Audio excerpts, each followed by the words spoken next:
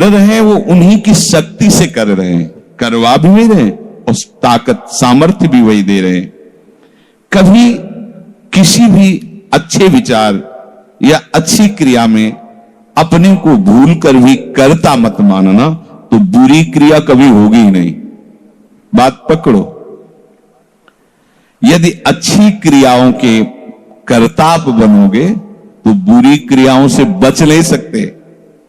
अगर अच्छी क्रियाओं को देख रहे हो कि प्रभु करा रहे, तो बुरी क्रियाओं का संकल्प ही नहीं उदय होगा। अहम गलित हो गया तो अहम में ही तो सारे विकार रहते हैं। हर समय प्रभु के सामने कृतज्ञ रहो। कितनी कृपा, क्या हमसे लेना है आपको? आप तो पूर्ण काम हो, हमें इतना दुलार कर रहे हो। बलिहारी प्रभु, वो बार बार मन उनके चरणों में लूटता रहता है। प्रभु का विधान सर्वज्ञता से पास हुआ है। वो खूब आगे की, पीछे की, मध्य की सब बात सोच करके उन्होंने आपके लिए विधान किया है। पहले से उन्होंने आपका उस समय मंगल विधान सुनिश्चित कर दिया है।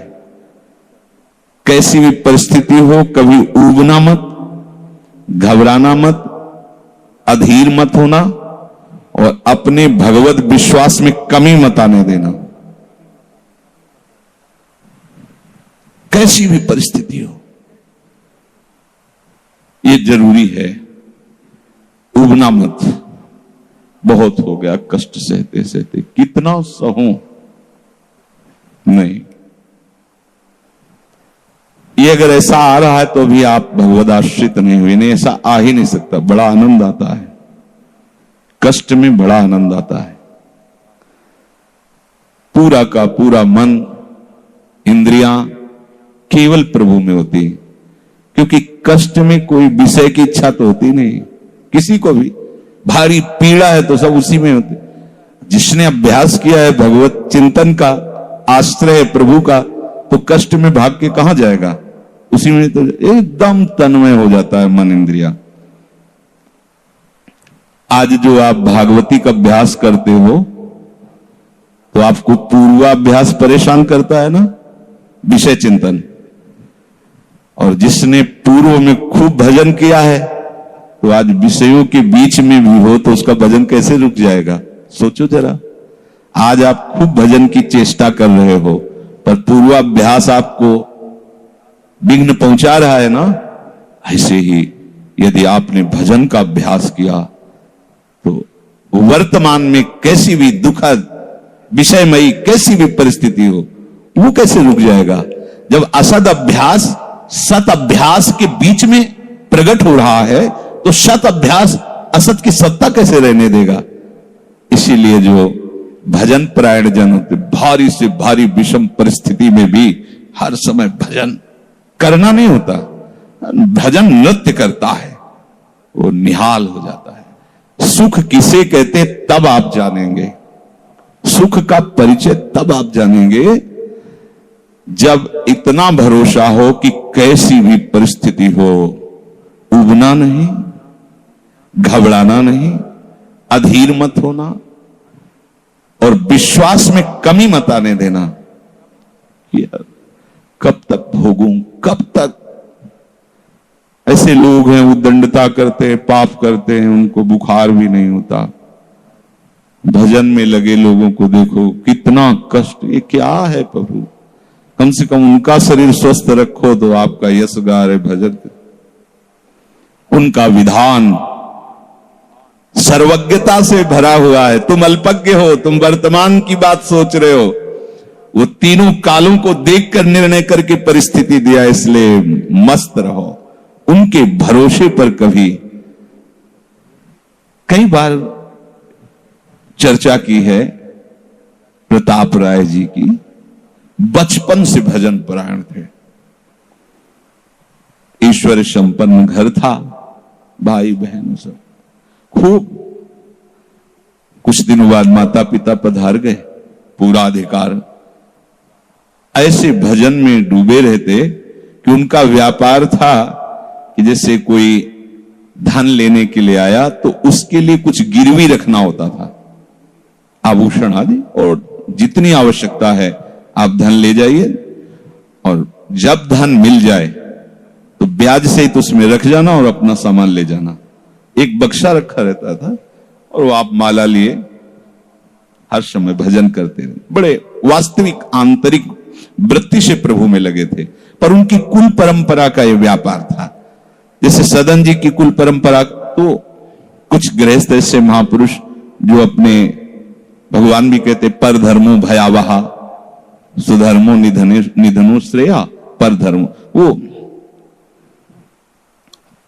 जो वहां का काजी था उसने देखा कि बिना किसी प्रयत्न के बड़ा आनंद इनके चल रहा है, तो जलन होती, जो भगवत विरोधी जन, विमुख जन होते हैं तो जलन होती है। इसको दूसरे रूप में हम कह सकते हैं कि प्रभु अब उनके भजन का फल देना चाहते थे। दोनों बातें, परिणाम जान गए हैं इसलिए हम कह रहे हैं प्रभु उनके भजन का फल देना चाहते थे, और वो वर्तमान से देखो तो वो द्रोही थे, भगवत द्रोही जन। 3 लोगों ने काजी से मिलकर कहा बड़ा सुख लूट रहा है, हम जाके देखा है, बढ़िया काम बन जाए। वो देखता भी नहीं कि बक्से में क्या रखा गया। ठीक, तो कुछ कंकड़ ऐसे झोली में, पहले थैली टाइप की झोली होती, गए, प्रणाम किया और कहा हमें 10,000 रुपए की आवश्यकता है, यहां लिखो दस्तखत, तारीख, दिन, और चेक भी नहीं कर। वो इतने विश्वास परायण भक्त थे, अभी तक ऐसा कुछ हुआ भी नहीं था। 10,000 रुपए दे, थोड़ी देर में दूसरा आ गया, थोड़ी देर में तीसरा आ गया, उनको धन था, दे दिया। 2-3 दिन बाद एक आया, 10,000 का ब्याज, 10,000 रुपए उनका, अपनी जहां रखा हो निकाल लीजिए। थैली निकाली और 2500 लोगों को पहले से काजी ने वहां भेज रखा था, सबके सामने डाला। देखो कितना पाखंडी है, हमारी सोने की सब जो आभूषण थे सब हटा के देखो इसमें पत्थर रख दिया, और हो तले दूसरा आ गया, और प्रताप राय जी आपसे ये 10,000 रुपए, ये आपका ब्याज का पैसा। उसे अरे हाँ मेरे भी स्वर्ण, तीसरा है। अब तो जितने गांव वाले थे जो श्रद्धा करते थे कि भक्त है, बड़ा उनका सम्मान था, सब उनके मुंह पे निंदा करने लगे। तिलक लगाए बैठे हो, कंठी बांधे हो, नाम जप करते, तुम्हें शर्म नहीं आती? तभी हम लोग सोचते थे कि कुछ करते हो, नहीं इतना माला माल हो रहे हो, ऐसी बेईमानी तुम करते हो। काजी आ गया, उसने कहा तुम रिपोर्ट लिखाओ। रिपोर्ट लिखाई गई, बादशाह के पास रिपोर्ट पहुंचा गई। उन्होंने कहा ऐसे पाखंडी को बंदी बना लिया जाए, सारी संपत्ति जब्त कर ली जाए।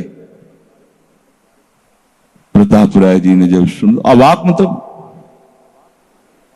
पत्नी से कहा कि ठाकुर जी की सेवा में बाधा ना पहुंचे, तुम ठाकुर जी को लो, पीछे के मार्ग से निकल जाओ, कुछ भोग सामग्री, आभूषण और ठाकुर जी को लेके चले जाओ।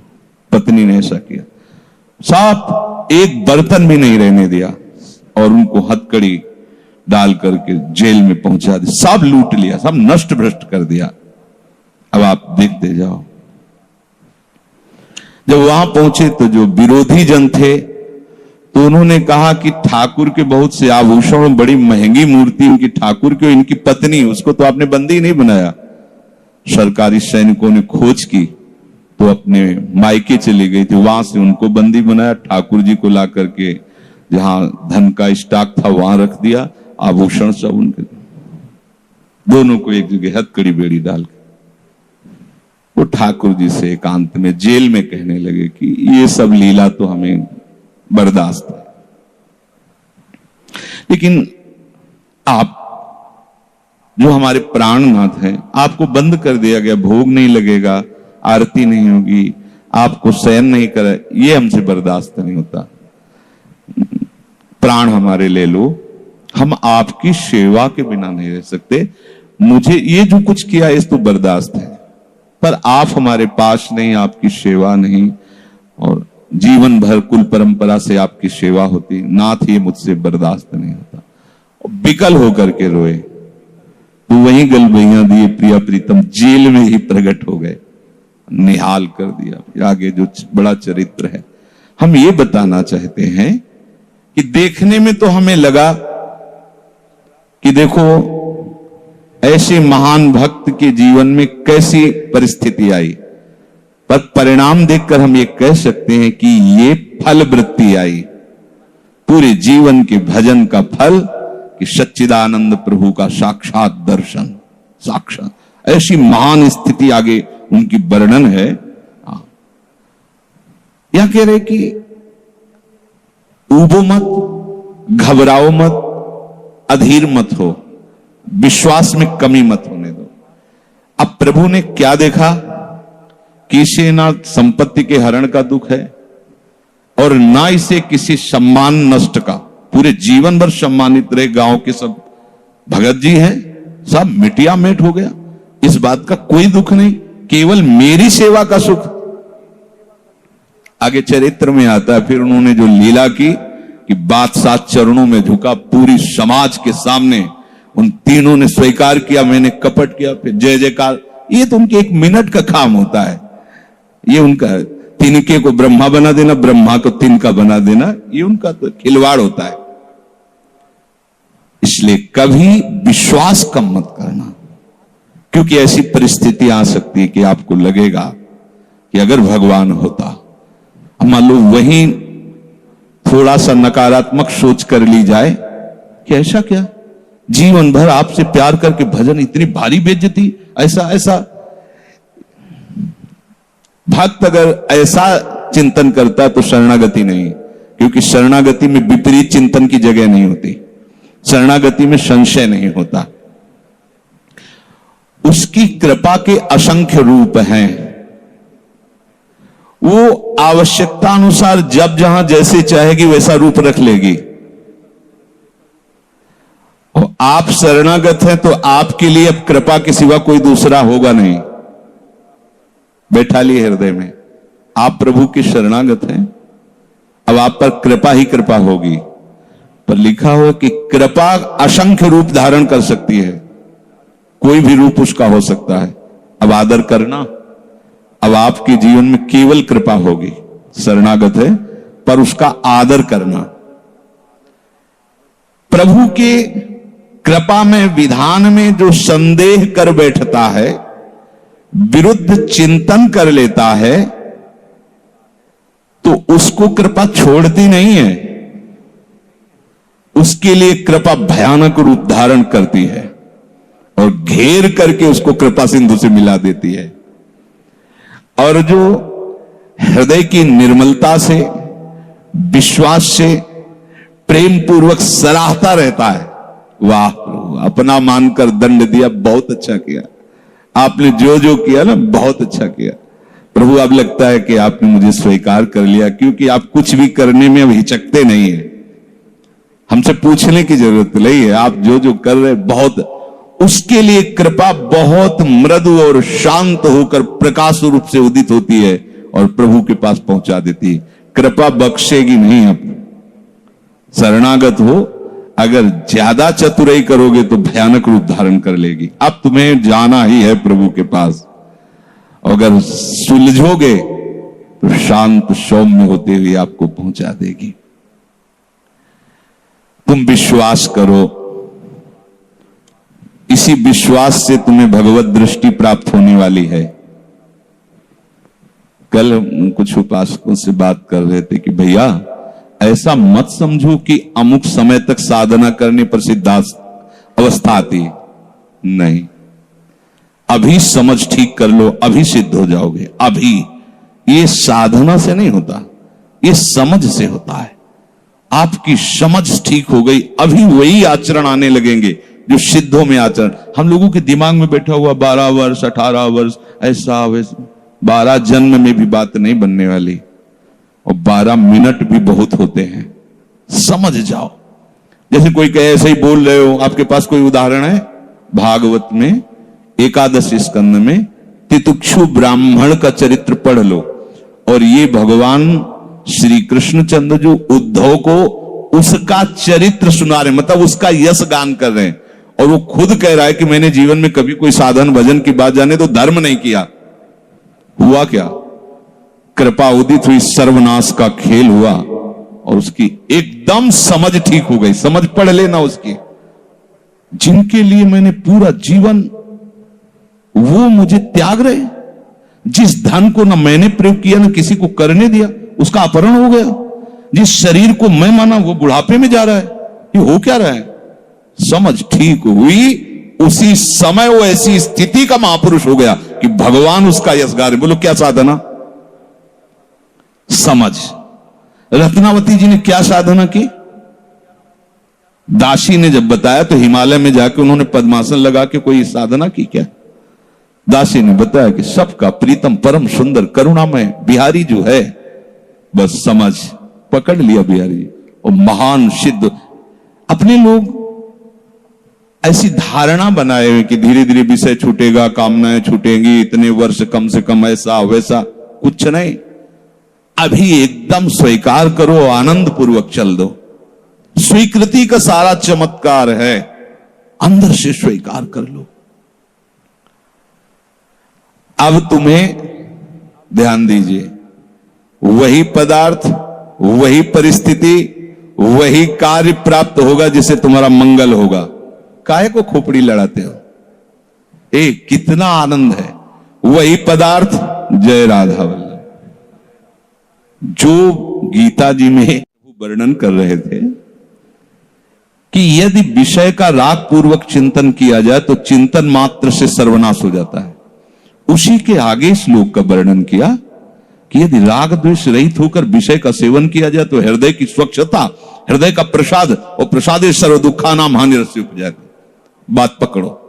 अब तुम्हें वही पदार्थ, वही क्रिया, वही सानिध्य मिलेगा जिससे तुम्हें मंगल में भगवान के दर्शन की योग्यता प्राप्त होगी।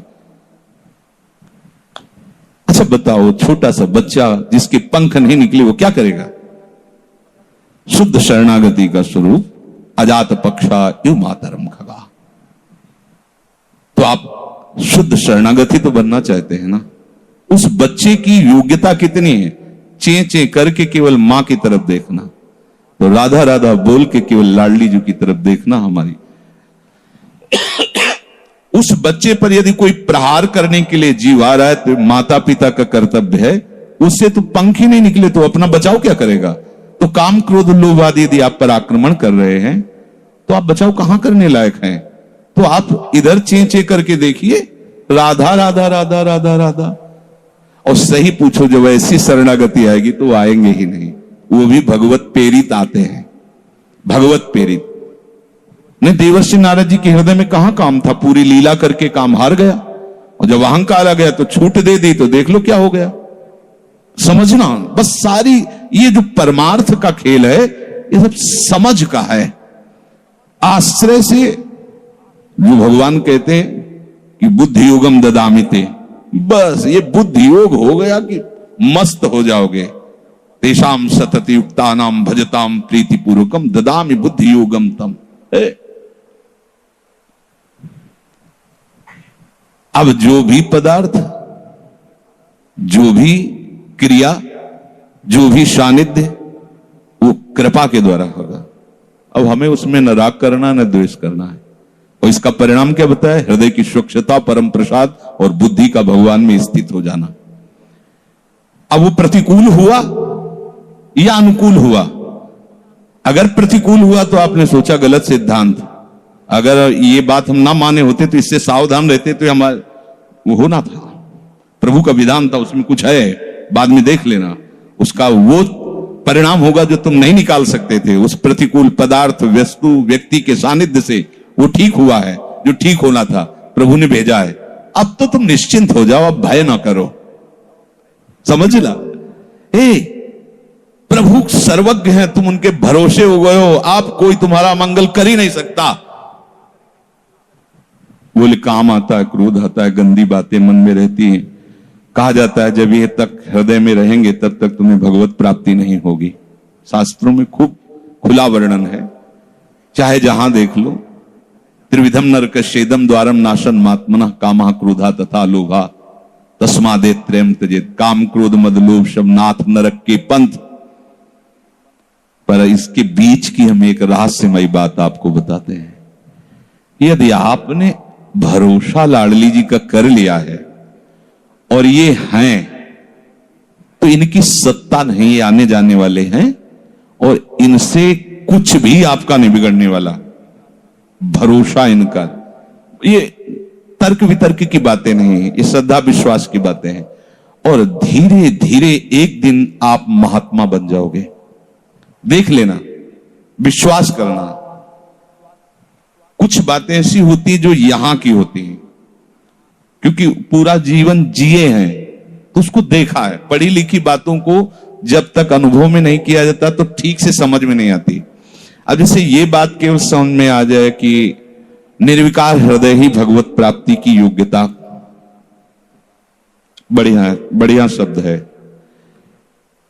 लेकिन जीवन में देखा है कि इसमें विकार है, जीवन में देखा है इसमें बहुत सी घृणित बातें रही और कसर रखा नहीं साधन में, भजन में, साधन में, उपासना में, गुरु कृपा से छूट नहीं दी। जीवन हो गया 5 मिनट भी इसको छूट नहीं दी।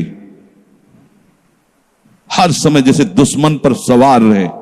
देखो बीमार हैं, बुखार, ये दुनिया का सब नाट, छूट नहीं है। अगर थोड़ी भी सांस है, चलने की हिम्मत है तो चलेंगे। ऐसा नहीं कि बीमार हूं पड़ा, नहीं, हिम्मत है तो बैठेंगे, चिंतन सब। पर विकार देखा है, काम भी देखा है, क्रोध भी देखा है, 20 वर्ष बाद भी ममता को भी देखा है। अब हम क्या करें? निराश होकर बैठ जाएं क्या? नहीं। तो भगवत प्राप्ति तो होगी नहीं। 20 वर्ष से चलते रहे, ममता भी देखा पीछे, काम भी देखा, क्रोध। अब क्या करें? बिल्कुल निराश मत होना।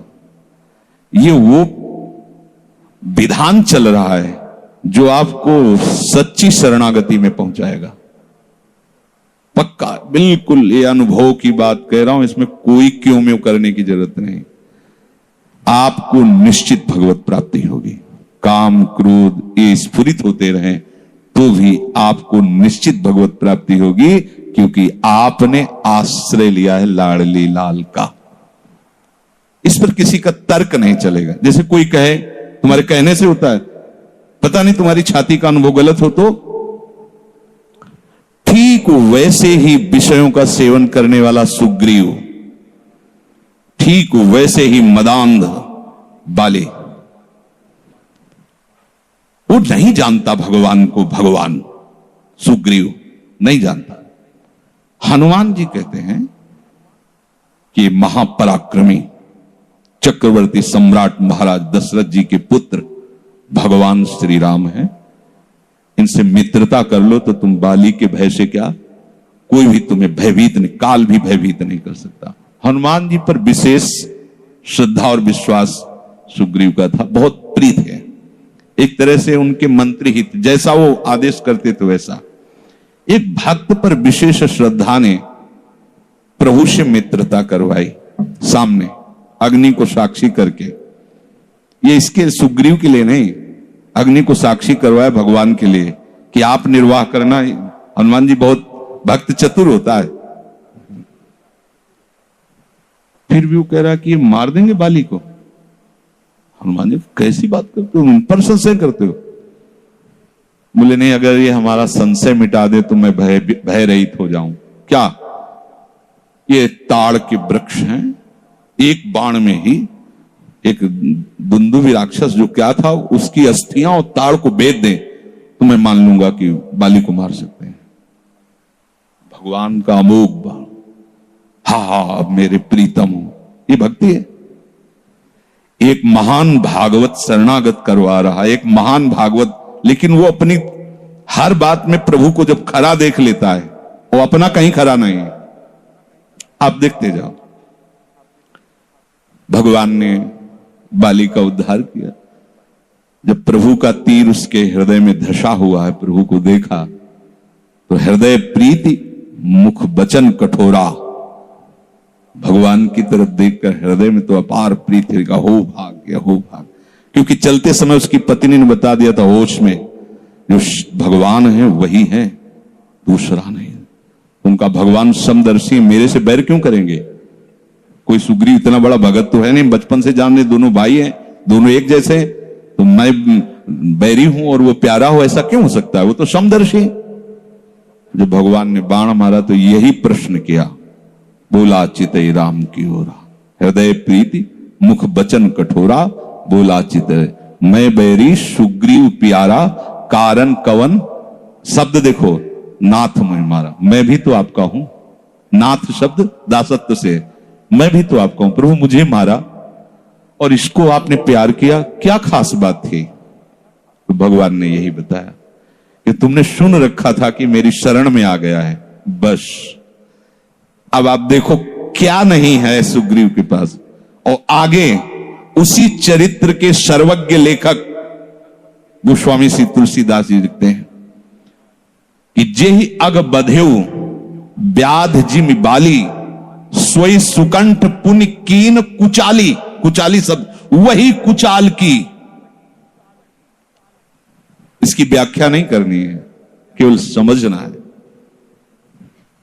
महाभागवत परम बंदनी विभीषण जी, सोई करतूती विभीषण केरी, सपन हो राम न तिंतन, जन अवगुण प्रभु मान न काऊ, दीन बंधु अति मृदुल स्वभाव, रहत न प्रभु चित चूक किए की, करत सुरत सैबार ये की। इसने मुझे अपना माना बस।